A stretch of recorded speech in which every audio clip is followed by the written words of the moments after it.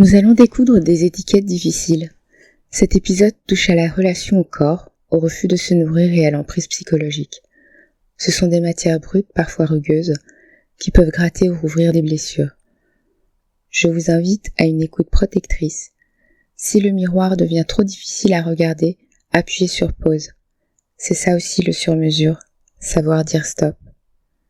Pour ceux et celles qui ont besoin de soutien, j'ai déposé une liste d'associations et d'aides concrètes sur notre site web. Le lien est dans la description.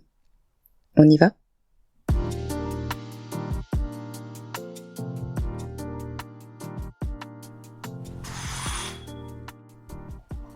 Bienvenue dans le showroom Taille Unique, où on vous écoute comme vous êtes. Ici, on découle les étiquettes pour réajuster le monde à notre mesure. Aujourd'hui, nous ouvrons une porte un peu particulière du showroom, le miroir. À l'origine, le miroir se veut être votre espace. C'est le format participatif où je diffuse vos notes vocales, vos témoignages bruts, sans filtre. C'est l'endroit où l'on écoute votre propre reflet. Mais pour cet épisode, le miroir est une mosaïque. Il n'y a pas une seule voix, mais l'écho de plusieurs femmes que j'ai croisées sur ma route. Des femmes que vous connaissez peut-être, des femmes qui pourraient être vous. Ce soir, je prête ma voix à leur silence.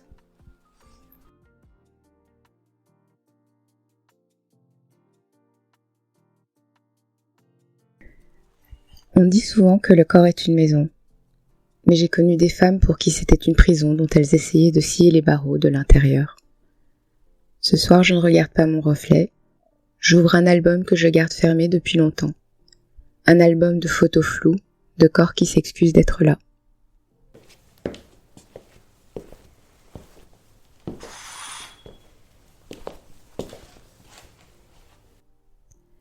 Je pense à Alba. Alba avait reçu le plus beau cadeau de la Renaissance.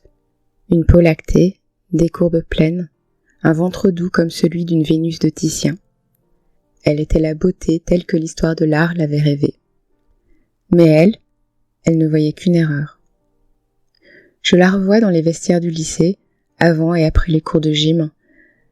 Elle rentrait le ventre. Pas juste pour la photo de classe, non, elle rentrait le ventre tout le temps. Elle créait un vide artificiel, là où la vie avait mis de la douceur. À force de se contracter, j'avais l'impression qu'elle avait fini par modifier sa propre ossature. Elle avait l'air de marcher voûtée, légèrement pliée en deux, autour de ce creux qu'elle imposait à sa chair, comme si elle s'excusait physiquement d'occuper de l'espace.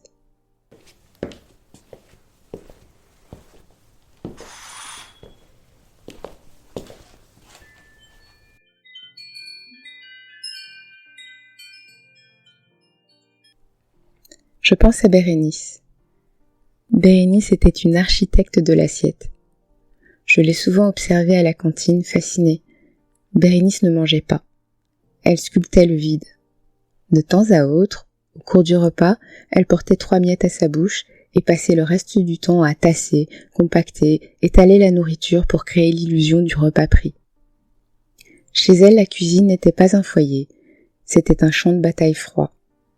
Des repas de type bâtonnet de poisson et frites, vite fait, pour ne pas avoir à affronter la matière.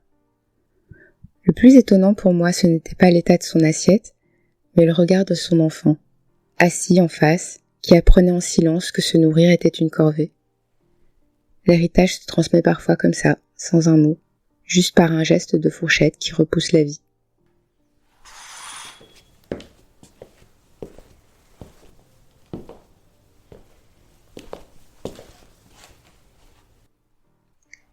Je pense à Gloria. Gloria, elle, portait sa maigreur comme une couronne. Elle sortait de table, disparaissait aux toilettes et en revenait avec l'œil brillant d'une victoire secrète. Le rituel était immuable. Remplir pour l'apparence sociale, puis rejeter pour l'exigence privée. Mais Gloria ne vomissait pas que des calories. Elle essayait de régurgiter sa propre réalité. Elle ne supportait pas d'être matière. Elle ne supportait pas que son corps ait des besoins, des fluides, un poids, une épaisseur. Pour elle, manger était une souillure et digérer était une défaite. Chaque fois qu'elle se penchait au-dessus du vide, elle essayait d'expulser la femme de chair pour ne garder que l'image avec un grand I. Elle voulait être lisse, intouchable, presque virtuelle. Quand elle en parlait, il n'y avait pas de honte. On entendait presque de l'orgueil. C'était sa manière à elle de dompter la bête, de contrôler le monde. Je décide ce qui reste, je décide ce qui part. Elle pensait sculpter une statue parfaite, alors qu'elle était juste le tyran d'un corps qu'elle méprisait d'être vivant.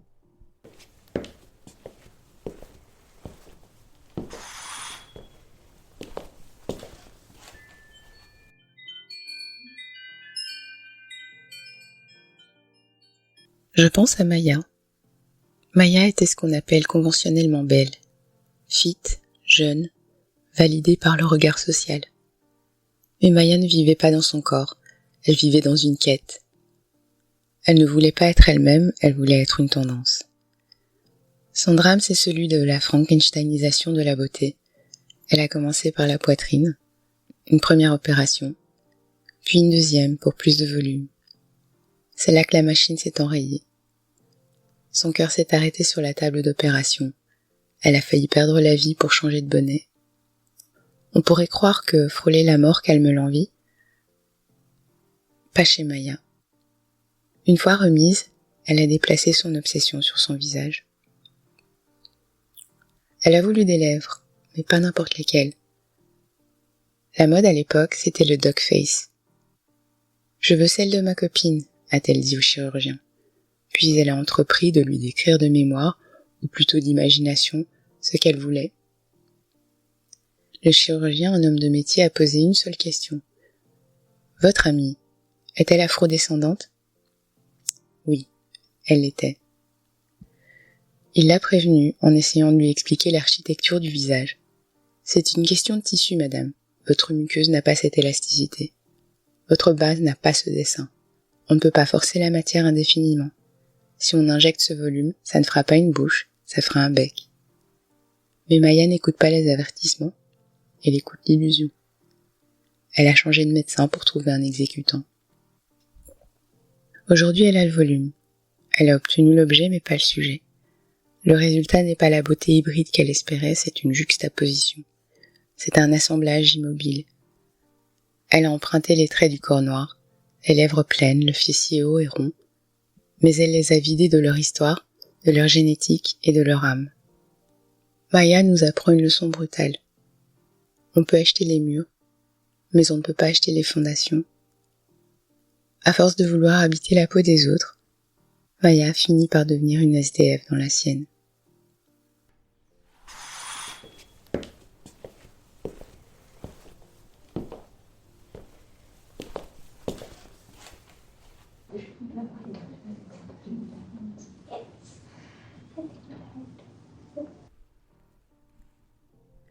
Et enfin, il y a Muriel.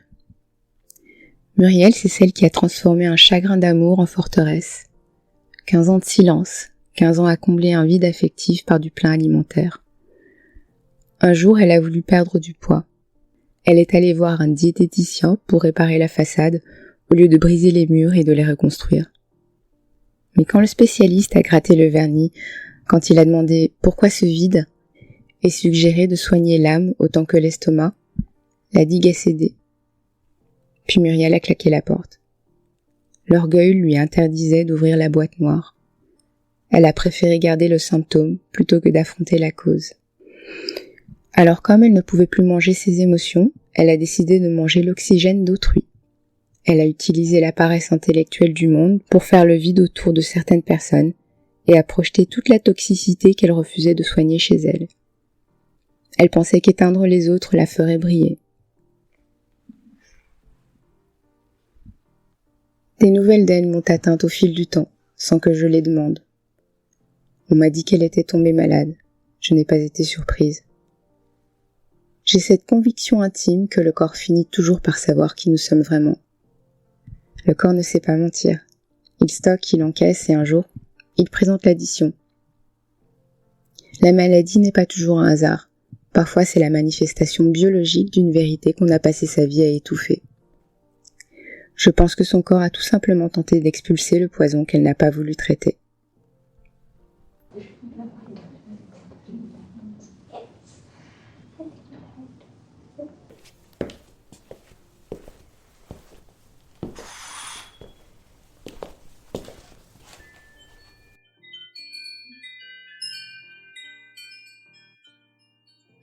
Je vous parle d'Alba, Bérénice, Gloria, Maya et Muriel, mais je sais qu'en décrivant leurs gestes, c'est peut-être le vôtre que je dessine. Je les ai vus, je les ai côtoyés, et j'ai souvent ressenti cette terrible impuissance. Je ne suis pas médecin, je ne suis pas thérapeute, je n'ai ni la blouse blanche qui soigne, ni les mots qui sauvent. Face à Muriel, j'ai tendu la main et je me suis brûlée. Face à Bérénice, j'ai posé des questions et j'ai vu le mur se lever. On voudrait réparer, on voudrait secouer, on voudrait dire « mais regarde-toi, tu es vivante ».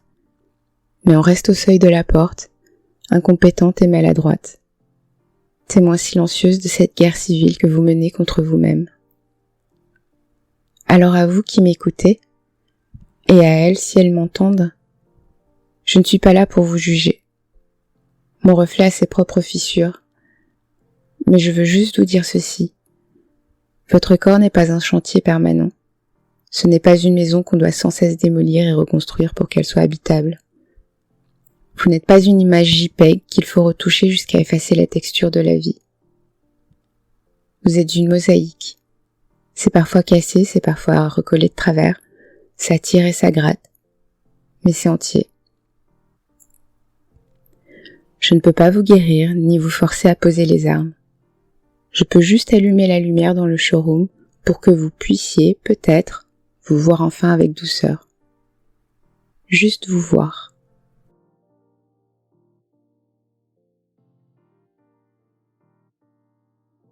Au fond, si ce micro est ouvert aujourd'hui, c'est parce qu'elles m'ont montré le chemin, en creux. Sans le savoir, Alba, Bérénice et les autres ont été les architectes de l'ombre de taille unique. Elles m'ont montré l'impasse pour que je puisse avoir l'audace de construire la sortie. Alors merci. Merci de m'avoir prouvé par la douleur qu'il y avait urgence. L'urgence absolue de créer un espace où l'on arrête enfin de saigner pour une étiquette.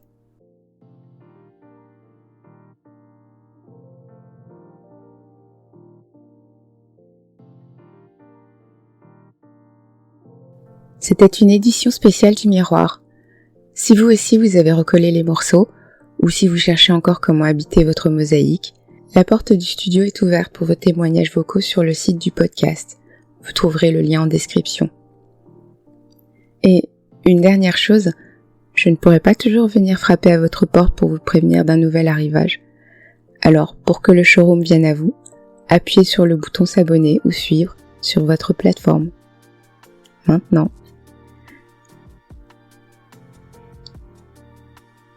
Le showroom ferme ses portes pour aujourd'hui.